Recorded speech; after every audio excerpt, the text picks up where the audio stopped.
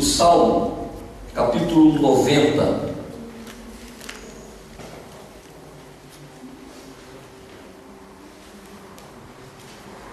Salmo, capítulo 90.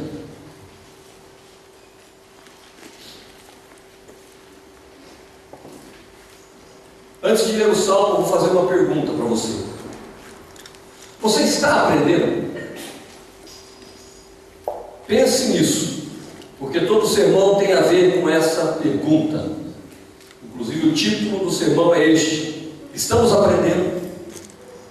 Salmo capítulo 90, versículo 12, em primeiro lugar, depois nós vamos ler outras partes deste salmo, mas o versículo 12 diz assim: ensina-nos a contar os nossos dias, para que alcancemos coração sábio. Vou repetir: ensina-nos a contar os nossos dias, para que possamos alcançar um coração sábio. Há quanto tempo somos cristãos? Há quanto tempo conhecemos a palavra de Deus? Há quanto tempo temos ouvido a palavra de Deus? Estamos ou não familiarizados com passagens como o Sermão do Monte, as parábolas de Jesus, os ensinamentos dos apóstolos, as exortações dos profetas? Agora, refletindo sobre o que temos aprendido em nossa jornada cristã e comparado com este texto que eu acabei de ler, estamos ou não alcançando um coração sábio? Na nossa jornada nós temos ouvido a palavra de Deus, temos ouvido o Sermão do Monte, ouvimos uma série de mensagens sobre o fruto do Espírito, temos ouvido mensagens sobre evangelismo. O Anderson tem falado muito sobre esse assunto. Temos ouvido palavras sobre a graça. O Joãozinho tem falado sobre isso. Temos ouvido, enfim, muitas orientações acerca da palavra. Temos aprendido muitas coisas. Isso tem nos tornado mais sábios. Ninguém espera que sejamos sábios da noite para o dia, ou de uma hora para outra. Ninguém espera que a nossa sabedoria venha de paraquedas. Ninguém também cria uma expectativa de que a sabedoria, ela simplesmente, num passe de mágicas, já incorpore a nossa vida e a nossa jornada. Mas é de se esperar que depois de 1, depois de 5, depois de 10 anos ou mais, nos tornemos pessoas mais sensatas, mais equilibradas, mais tementes a Deus e principalmente mais sábias na nossa jornada. Um exemplo disso, a gente cita muitas vezes o exemplo deste homem, mas nunca é demais: Moisés. Moisés, quando ele estava no Egito, ele tentou salvar um judeu pelas suas próprias mãos, e ele matou um egípcio por conta disso. E ele não era manso, senão ele não teria feito o que fez.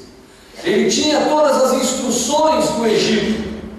Ele cresceu aprendendo a ser um egípcio. E quando acontece tudo isso com ele, ele fica desesperado e foge.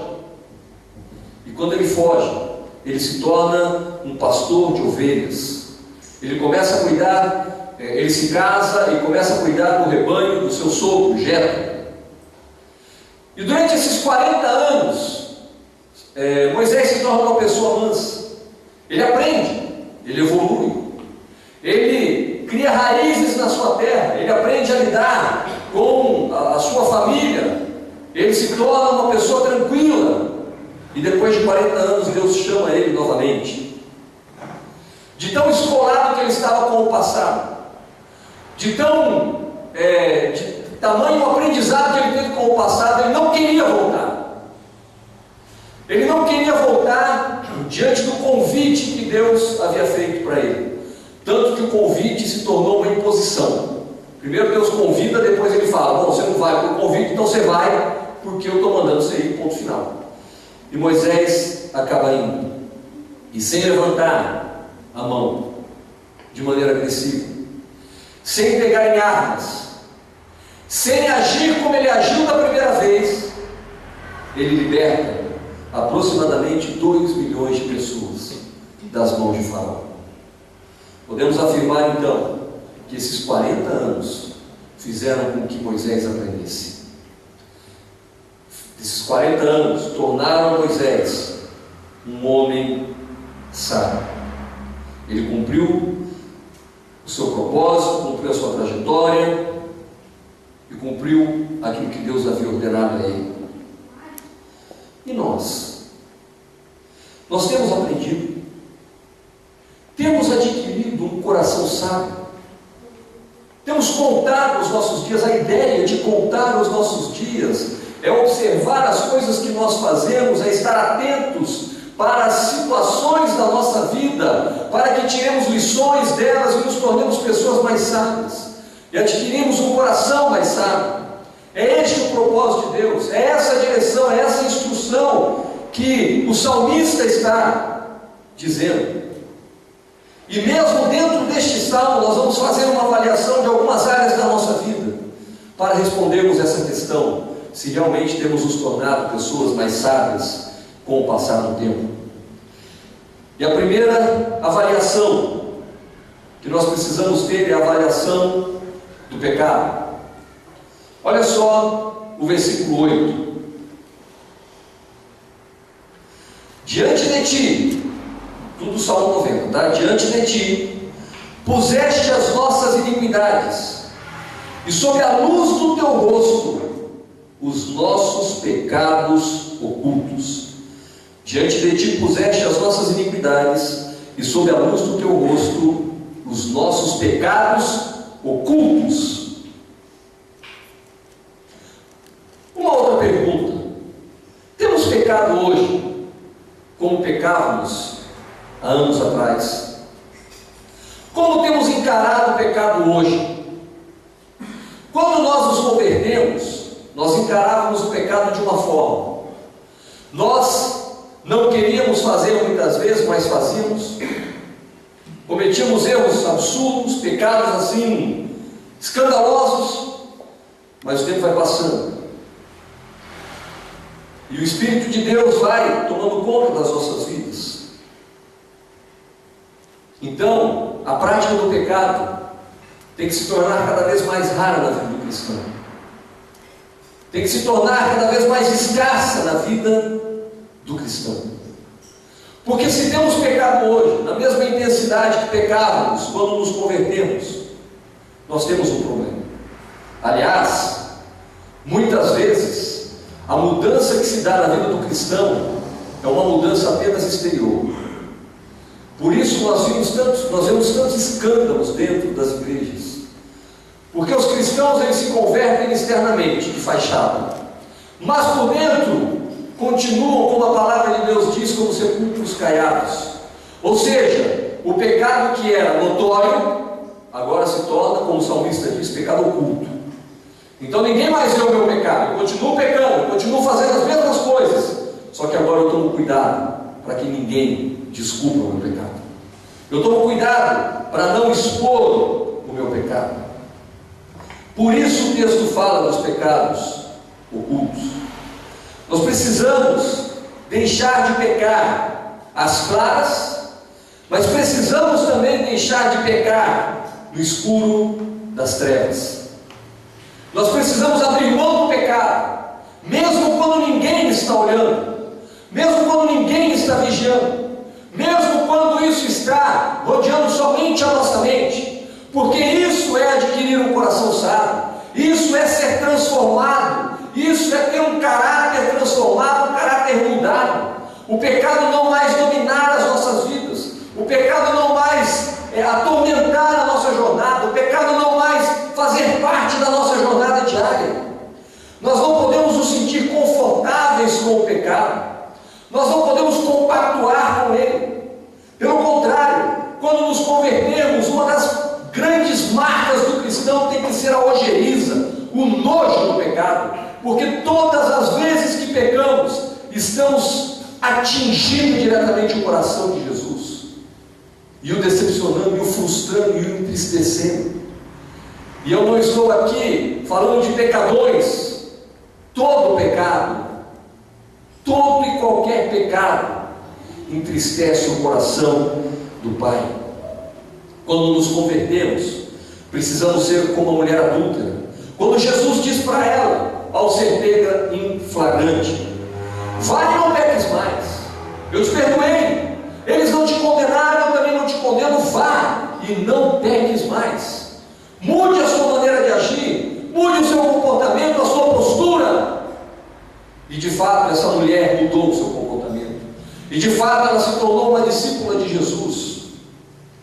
Precisamos nos lembrar das palavras de João na sua segunda carta, perdão, na sua primeira carta, no capítulo 2, versículo 1, quando ele diz assim: filhinhos, eu vos escrevi para que não pequeis.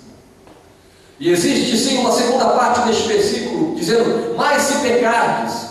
Mas a ideia de se pecardes é um evento fora da normalidade, é um erro no meio da sua jornada, é um deslize que espera-se não aconteça mais, para que possamos verdadeiramente andar em proximidade com o Pai. Meu irmão, o cristão que caminha dia a dia com Deus precisa ser um cristão que abandona cada vez mais o pecado. Não se espera que deixemos de pecar, porque isso é impossível, e Jesus já alertava acerca disso. Mas ele não pode ser uma prática normal na vida do cristão. Tem que ser um lapso, um desvio, um momento de bobeira, e não uma rotina na vida do cristão. Mas não apenas do pecado o salmista fala, ele fala também do conto que se conta das nossas vidas. Eu poderia dizer isso como uma mudança de comportamento. Olha o versículo 9: pois todos os nossos dias se passam na tua ira, acabam-se os nossos anos com um breve pensamento. Perdão, versículo 8: diante de ti puseste as nossas iniquidades, e sob a luz do teu rosto os nossos pecados ocultos. Depois versículo 9: pois todos os nossos dias se passam na tua ira, acabam-se os nossos anos com um breve pensamento. Numa outra tradução está assim: todos os nossos dias vão passando na sua indignação, passamos os nossos anos como um conto que se conta. Passamos os nossos anos como um conto que se conta. Qual é o conto que está sendo contado de você? Você já parou para pensar? Qual é o conto que Jesus está contando da sua vida? Jesus olha para o Saulo, e ele vai contar a história da minha vida. Ele vai contar toda a trajetória da minha vida. Será que ele começa contando: olha, o Saulo era uma pessoa imatura, era uma pessoa irresponsável, era uma pessoa insegura, era uma pessoa que fazia aquilo que dava na cabeça dele, mas eu entrei na vida dele, e a partir do momento que eu entrei na vida dele, as suas atitudes começaram a mudar, ele deixou de ser inseguro, ele já não fazia mais aquilo que lhe dava na cabeça, ele começou a ser mais responsável com as coisas de Deus, e ele foi adquirindo um coração sábio com o passar dos anos. Será que este é o conto que Jesus vai contar da minha vida? Será que este é o conto que Jesus vai contar da sua vida? Porque a nossa vida passa por ele, e esse conto vai sendo contado, e essa história vai sendo escrita, e esse caminho vai sendo percorrido, e a história da sua vida está sendo escrita. O teu caminho está sendo percorrido pelos olhos do Criador. Agora, será que neste nosso conto inclui mudanças de comportamento? Inclui atitudes diferentes das atitudes do passado? Ou será que o nosso conto é um conto de um enredo só? Falamos várias vezes de Saul, mas olha que interessante, o conto de Saul, da história de Saul, é um conto de um enredo só. Se você ler a história de Saul, você vai perceber o quê? Ele fica magoado com Davi, ele fica ressentido, ele quer matar Davi, depois ele se arrepende de matar Davi. Depois ele volta de novo com o desejo de matar Davi. Ele faz de tudo para matar Davi, não consegue matar Davi, se arrepende de matar Davi. E mais uma vez ele faz isso. É um enredo só. É uma história só. Todo ano a mesma história. Toda semana a mesma história. Todo dia a mesma história. Será que quando Jesus conta o conto da sua vida, ele conta um conto de mágoas que não acabam, de ressentimentos e tristezas que não vão, de vingança, de frustração, de obstinação, como foi o conto de Saul?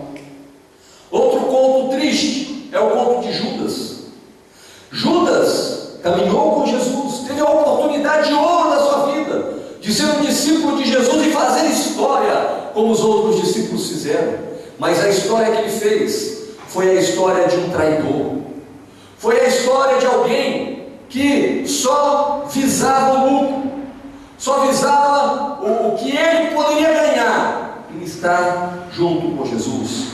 É um conto triste, é uma história triste, é uma história de traição, é uma história que não muda, é uma história frustrante. Quando Deus olha para mim, quando Deus olha para você, qual é o conto que Ele conta da sua vida? Será que o conto que Ele conta de nós é que Ele conta assim: olha, eu estou dizendo, ou eu estou contando a história do Saulo, e infelizmente tudo que ele está fazendo é tentar se preservar do inferno. Então, se ele escapar do inferno, para ele já está valendo. Seria triste uma história assim. Seria triste um conto como este conto. Ou será que o conto que ele conta da minha vida e da sua vida é um conto onde, olha, eu vejo meu filho e ele está empenhado em defender as suas razões, em defender a sua verdade, em defender aquilo que ele acha que é certo? E eu tenho contado esse conto há muito tempo. Ou o conto que eu tenho contado do meu filho é que ele não consegue abrir mão do pecado. Ele deseja o pecado, ele quer experimentar o pecado.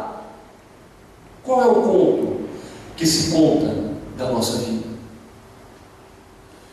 A nossa expectativa, meu irmão e minha irmã, é que o conto que Jesus conta de mim e de você seja o conto que ele contou, seja um enredo como o enredo de Moisés, como o enredo de Davi, de Josué, de José, dos discípulos, o conto da mulher adulta, de Maria Madalena.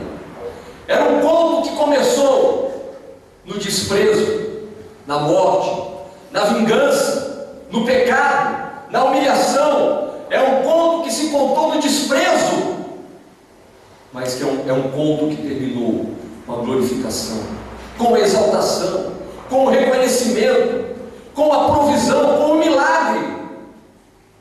Qual o conto que você quer que se conte de você? Mas isso só pode ser contado com a nossa história. Não podemos pegar a história de uma outra pessoa ou de um personagem bíblico e fazer dele a nossa história, porque a nossa história é individual, é a nossa, é única, e essa história está sendo escrita. Hoje mesmo, Jesus está escrevendo essa história. Hoje mesmo, essa história está sendo contada. Você está aqui, então com certeza a parte da história que você está aqui está sendo contada. Talvez você tenha que ter acordado mais cedo, talvez você teve problemas hoje, mesmo assim você esteve aqui. Isso está sendo contado na sua história, isso está sendo escrito no seu livro. Então, meu irmão e minha irmã, a nossa história precisa ser um enredo de mudança, mudanças constantes e mudança para melhor, mudanças para alguém que está alcançando um coração sábio. A nossa história precisa ser uma história escrita com alegria. Os versículos 14 e 15, olha só o que o texto diz: sacia-nos de manhã com a tua benignidade, para que cantemos de júbilo e nos alegremos todos os nossos dias. Alegra-nos por tantos dias quantos nos tem afligido, por tantos anos quantos suportamos a adversidade. Olha que história está sendo contada. A alegria do Senhor em nós. Quando? Quando que a alegria do Senhor se manifesta em nós? Quando é que adquirimos corações sábios? Quando somos capazes de nos alegrar nos dias que Ele nos afligiu. Ele, Deus. Somos afligidos por Deus. E ainda assim, temos que estar alegres. Alegria pela aflição. Alegria por ter visto o mal. Que loucura. Que disparate. Que absurdo. Como assim alegria por ter visto o mal? Se você ver a história de Moisés, você vai entender que se não fosse ele ter matado o egípcio, a história dele não teria mudado. Se não foi a crise que você passou, a luta que você enfrentou, as dificuldades pelas quais você passou, talvez a sua história fosse diferente. Se Deus não tivesse resgatado você de um lamaçal de pecado, talvez a sua história tivesse sido diferente. Talvez se Deus não tivesse te resgatado quando você estava enfermo, a sua história seria diferente. Por isso, precisamos aprender a nos alegrar na aflição. Isso é ter um coração sábio. Nos alegrarmos na luta, nos alegrarmos na dificuldade, nos alegrarmos em momentos difíceis. A dona Angelete estava me lembrando, hoje faz um ano que o seu Oswaldo partiu. Mas tem que ser um motivo de alegria. A tristeza pela saudade, mas a alegria porque ele está com Deus. É a alegria na aflição, é a alegria no momento mau, é a alegria na dificuldade.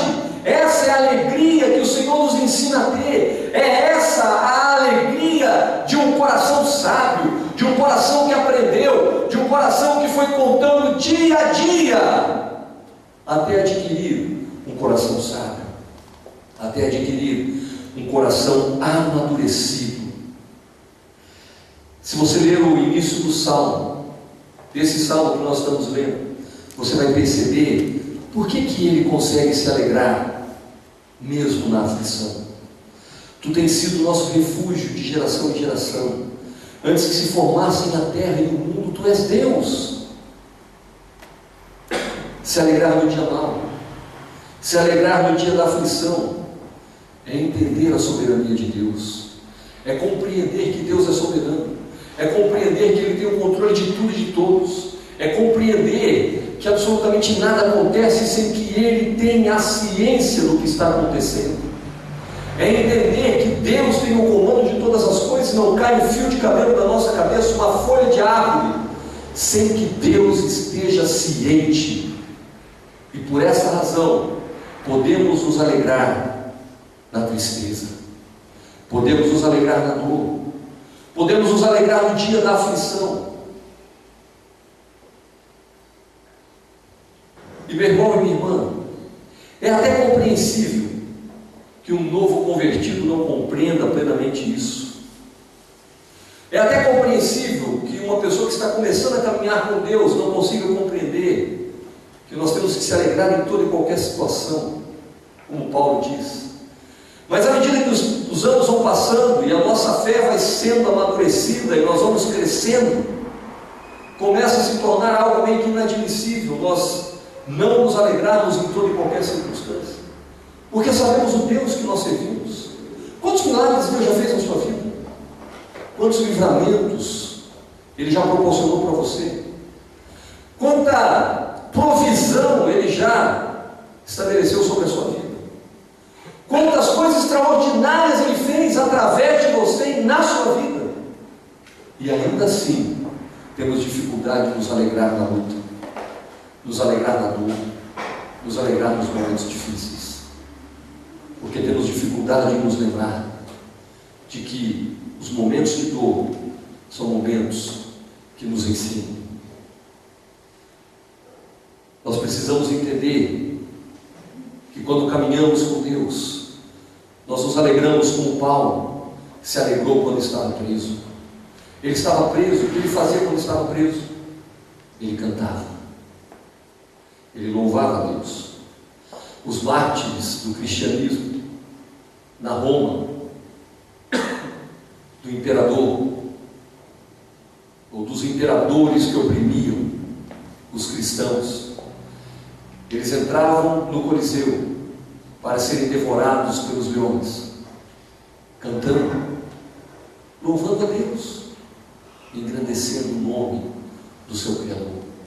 Estevão, enquanto estava sendo apedrejado, na iminência da sua morte, ele teve tempo para perdoar o pecado daqueles que estavam fazendo aquilo por ele, porque eles compreenderam que o caminhar com Deus traz sabedoria, e a sabedoria nos ensina que precisamos nos alegrar em toda e qualquer circunstância.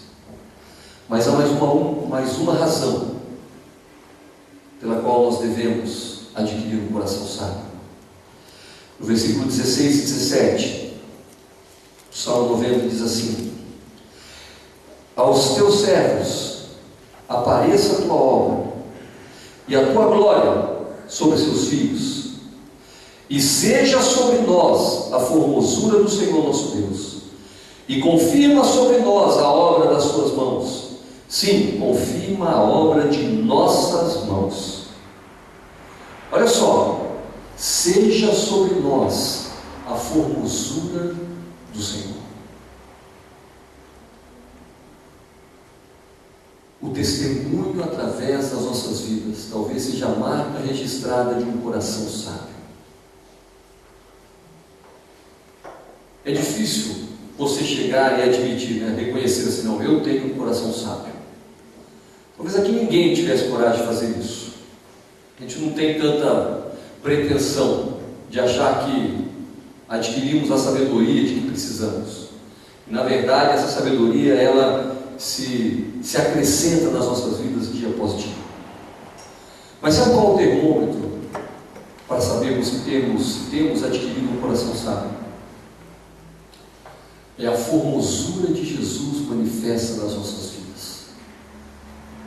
Estava conversando com o irmão essa semana e ele estava falando, a última ministração que a gente fez do fruto do Espírito foi do domínio próprio, já tinha falado sobre mansidão.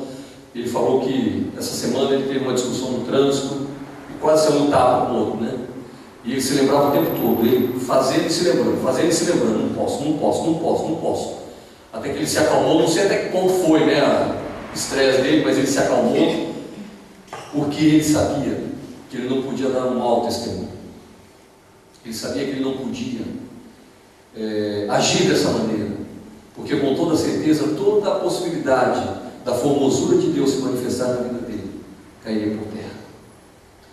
Então, como que nós temos refletido a glória de Deus nas nossas vidas? Eu quero afirmar uma coisa para você: se você tem um coração sábio, quem vai reconhecer isso em você são os outros.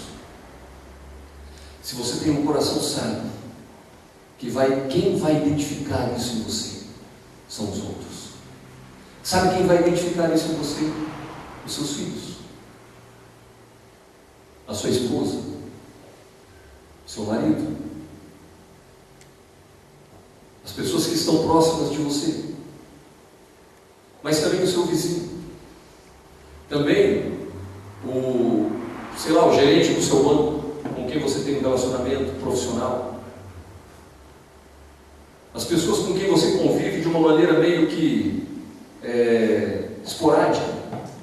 São essas pessoas que vão identificar a sabedoria de Deus em você. Olha que interessante. Pedro porque queria negar a Jesus. Ele queria negar Jesus. estava desesperado. Ele estava morrendo de medo de ser pego como Jesus tinha sido pego. E ele nega com todas as suas forças. E o que as pessoas dizem? A tua linguagem te denuncia. Não é possível que você não tenha estado com ele.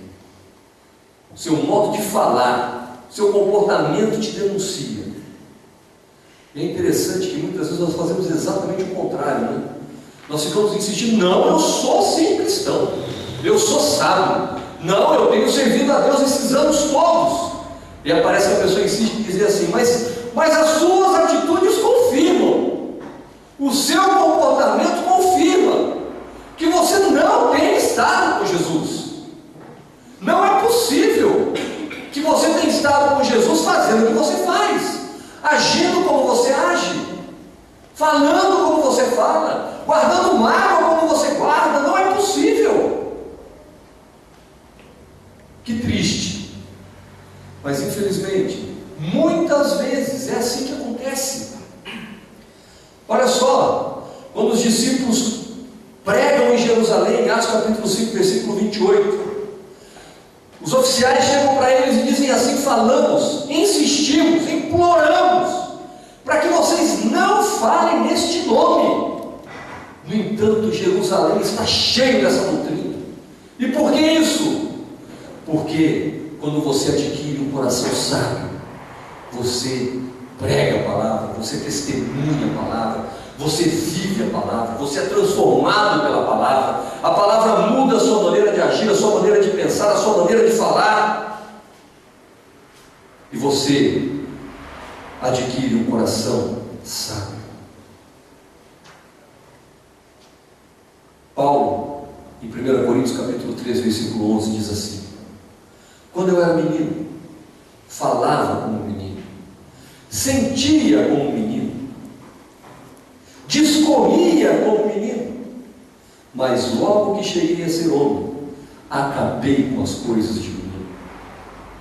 Você já parou para pensar nesse texto? Como é falar como menino? Resumindo, quem fala como menino, fala das coisas que não tem conhecimento, fala sem pensar, fala por impulso. Como o menino sente? Ele é instável, ele é inseguro, ele é volúvel e é completamente dependente das circunstâncias. Um menino é assim. Uma criança age assim, sempre movido pelas circunstâncias. Como o menino discorre? Como que o menino percorre a sua vida? A seu bel prazer. Ele acha que nada vai acontecer com ele. Por que nós vemos tantos acidentes com morte com jovens de 18 anos, 19 anos? Porque eles se acham imortais. E eles pegam o carro e andam a 130, 140, 150 km por hora e morrem por conta disso. Esse é o caminho que muitos jovens escolhem. É um caminho extremamente ao bel prazer, fácil de me dar na cabeça, ninguém manda em mim. Mas quando eu cresci, e eu espero que essa palavra se aplique a mim e a você, quando nós crescemos, nós deixamos as coisas de mim,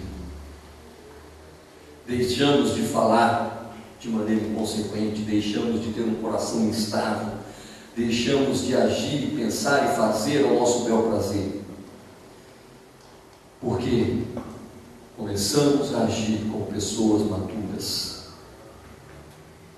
A pergunta é: será que temos deixado de fazer realmente as coisas de meninos? Eu quero concluir. Hebreus capítulo 5, versículo 12 diz assim: porque devendo já ser mestres pelo tempo. Olha só que interessante essa palavra. Porque devendo já ser mestres pelo tempo, ou seja, vocês deviam já ser mestres pelo tempo que vocês têm de cristianismo, pelo tempo que vocês têm de aprendizado. Ainda necessitais de que se torne a ensinar quais sejam os primeiros rudimentos da palavra de Deus. Vocês são mestres, deveriam ser mestres do tempo, e no entanto eu estou ensinando para vocês ainda os rudimentos. E vós haveis feito tais, de tal maneira, tal atitude, que vocês necessitam de leite e não de sólido alimento. Meus irmãos, infelizmente, a igreja, eu não estou dizendo comunidade de Atos, eu espero que aqui, essa palavra, ela atinja corações que já estão amadurecendo, já estão criando um coração amadurecido. Mas as igrejas hoje são igrejas de bebês, de pessoas que estão há 30 anos dentro da igreja e precisam de leite, onde se falam das coisas básicas, primárias do Evangelho. É interessante, uma vez, eu já falei isso uma vez, o pastor Josias nos ministrando numa escola dominical, e várias dessas pessoas que estavam nessa escola dominical já tinham 20, 30 anos de cristianismo. E ele perguntou a pergunta mais básica de todas as perguntas que um cristão deve saber: o que você precisa fazer para ir para o céu? Sabe o que essas pessoas de 20 e 30 anos responderam? Que precisavam fazer boas obras, que precisavam fazer o bem. De umas 20, 30 pessoas que estavam ali, acho que umas 3 ou 4 pessoas disseram que é só pela graça de Deus que você é salvo, que não é pelos seus méritos que você é salvo, mas sim pela graça de Deus na sua vida, porque senão todos estaríamos perdidos. Agora, se uma pessoa tem 30 anos de cristianismo, não aprendeu o beabá da vida cristã, como ele vai aprender das coisas mais sólidas? Mas que nós possamos estar entre aqueles que recebem um alimento sólido, e por uma simples razão. No versículo 10 deste salmo, diz assim: os dias da nossa vida chegam a 70 anos, e se alguns, pela sua robustez, chegam a 80 anos, o orgulho deles é canseira e enfado, pois cedo se corta e vamos voando. Sabe o que o texto diz? A vida é curta. A vida é curta. Temos poucos anos aqui na terra. Precisamos vivê-los da melhor maneira possível. E você acha que você vai vivê-lo da melhor maneira possível, com mágoa, com ressentimento, com amargura, com rixa, com implicação, brigando no trânsito, perdendo a sua paz, se angustiando, se entristecendo, dormindo mal à noite, brigando com a sua esposa, brigando com o seu marido, brigando com seus filhos, brigando com seus pais? Essa é a melhor maneira de viver os nossos 70, 80 anos aqui na terra. Ter um coração sábio é aprender a viver bem, é aprender a viver intensamente, é aprender a aproveitar as oportunidades, é aprender a perdoar, é aprender a viver longe do pecado, porque o pecado destrói. Viver bem esses 70, 80 anos é viver feliz em toda e qualquer circunstância, mesmo na maior das crises, viver feliz, porque temos o Salvador das nossas vidas em nós. Viver bem é viver não de maneira inconsequente, pelo contrário, de maneira muito responsável, mas viver intensamente a vida que o Senhor nos proporciona.